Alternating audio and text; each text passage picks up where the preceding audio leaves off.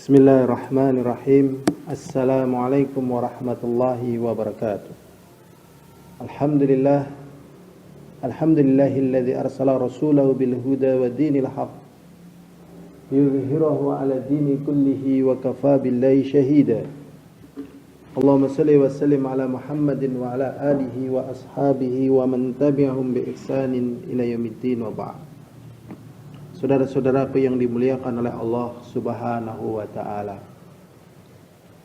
di antara pelajaran yang penting dalam kehidupan kita adalah kita mampu mendudukan perkara yang tidak menyenangkan dalam hidup kita itu menjadi perkara yang mendatangkan keridhaan Allah Subhanahu wa ta'ala. Karena sesungguhnya bukan hanya kenikmatan yang akan datang kepada manusia, tetapi akan datang pula kepadanya adalah musibah-musibah. Maka barang siapa yang menjumpai dalam hidupnya adanya musibah, maka ada beberapa cara yang dengan cara ini semoga kita termasuk menjadi golongan orang-orang yang beruntung walaupun dalam keadaan menjumpai musibah.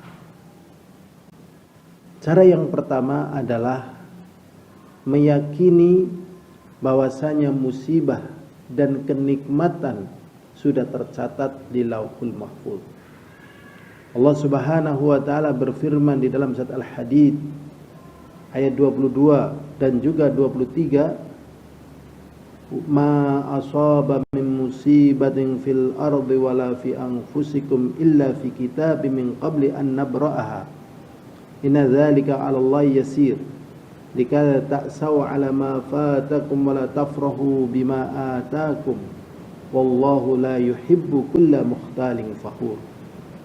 Allah SWT mengatakan apa saja yang menimpa kalian dari musibah baik di bumi ataupun pada diri kalian, kecuali semuanya telah tercatat sebelum perkara itu terjadi, yaitu tercatat di Lauhul Mahfuz 50.000 tahun sebelum diciptakan langit dan bumi. Sesungguhnya yang demikian itu mudah bagi Allah, dengan hikmah supaya kalian jangan berputus asa tatkala terlewat dari kalian dari perkara-perkara yang kalian inginkan, dan juga jangan berbangga dengan apa yang Allah berikan kepada kalian sehingga menjadikan kalian sombong. Wallahu la yuhibbu kulla mukhtalin fakhur, dan Allah SWT tidak suka setiap orang yang membanggakan diri lagi sombong. Allah SWT juga berfirman dalam surat At-Taghabun ayat 11, ma asaba min musibatin illa biiznillah wa may yu'min billahi yahdi qalbah wallahu bikulli syai'in alim.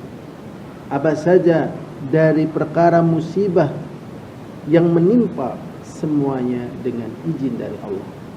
Dan barang siapa yang beriman kepada Allah, maka Allah akan memberikan petunjuk ke dalam hatinya, memberikan petunjuk bahwasanya perkara tersebut dengan izin dari Allah, dengan qada dan qadarnya. Sehingga tatkala dia beriman kepada Allah, dia ridha karena perkara tersebut telah ditentukan sebagai qada dan qadar Allah. Wallahu bikulli syai'in alim, dan Allah terhadap segala sesuatu maha mengetahui. Ini cara pertama. Jadi kita mengimani, meyakini bahwasanya musibah dan kenikmatan itu sudah tercatat di Lauhul Mahfuz. Poin yang kedua, tatkala semuanya mendapatkan ujian, semuanya mendapatkan musibah, maka jadilah orang yang mendapatkan berita gembira dengan dia mendapatkan ujian dan kemudian lolos dari ujian tersebut. Allah SWT berfirman dalam surat Al-Baqarah ayat 153, wala nabluwannakum bisyai'in minal khawfi wal ju'i wa naqsin minal amwali wal anfusi was thamarat wa basyiris sabirin. Dalam surat Al-Baqarah ayat 100, dan sungguh-sungguh kami akan menguji kalian dengan sedikit rasa takut dan juga rasa lapar dan kekurangan dari harta dan juga jiwa serta buah-buahan. Maka kata Allah SWT, beritakanlah berita gembira bagi orang yang sabar. Berarti tatkala menghadapi musibah dengan sabar, dia menjadi orang yang mendapatkan berita gembira. Kemudian dalam surat Al-Baqarah ayat 103 Allah mengatakan, ya ayyuhalladzina amanu ista'inu bis-sabri was-shalah innallaha ma'as-sabirin. Wahai orang-orang yang beriman, mintalah tolong, jadikanlah oleh kalian penolong kesabaran dan juga salat, sesungguhnya Allah bersama orang yang sabar. Berarti di sini ada yang mendapatkan berita gembira dengan musibah, ada yang bersama Allah tatkala mendapatkan musibah, ada yang orang-orang yang mendapatkan pahala tanpa hitungan tatkala mendapatkan musibah, maka jadilah menjadi golongan yang mendapatkan gembira tatkala mendapatkan musibah, yaitu menjadi orang yang sabar. Ini cara yang kedua kita mengelola musibah menjadi sesuatu yang mendatangkan kebaikan bagi kita di dunia dan akhirat. Kemudian cara yang ketiga adalah kita harus yakin dan paham bahwasanya musibah yang menimpa kita bukanlah musibah yang terbesar, tetapi ada musibah yang lebih besar yang Allah berikan, atau ujian yang lebih besar yang Allah berikan, yaitu ujian, cobaan yang diberikan kepada para nabi dan para rasul. Sebagaimana dikatakan oleh Rasulullah SAW, inna asyadan nasi bala'an al-anbiya thumma al-amthal fa-amthal. Sesungguhnya orang yang paling keras ujiannya adalah para nabi, kemudian berikutnya dan kemudian berikutnya. Dan tatkala manusia mendapatkan ujian, maka ujian yang demikian ini adalah merupakan bentuk jalan dia menuju surga Allah Subhanahu wa taala. Allah Subhanahu wa taala berfirman, am hasibtum an tadkhulul jannata wa lam ya'tikum mathalul ladzina khalau min qablikum massatuhumul ba'sa wad-dharra wa zulzilu hatta yaqula ar-rasul wal ladzina amanu mata nasrullah ala inna nasrullahi qarib. Allah SWT mengatakan, apakah kalian menyangka akan dimasukkan dalam surga tatkala belum datang kepada kalian seperti apa yang telah datang kepada orang-orang sebelum kalian, yaitu adanya ujian dan musibah.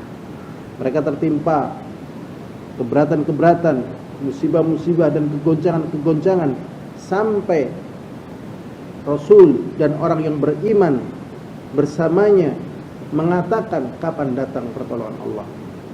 Ketahuilah sesungguhnya pertolongan Allah itu dekat. Berarti para nabi, para rasul dan juga orang yang beriman mendapatkan musibah.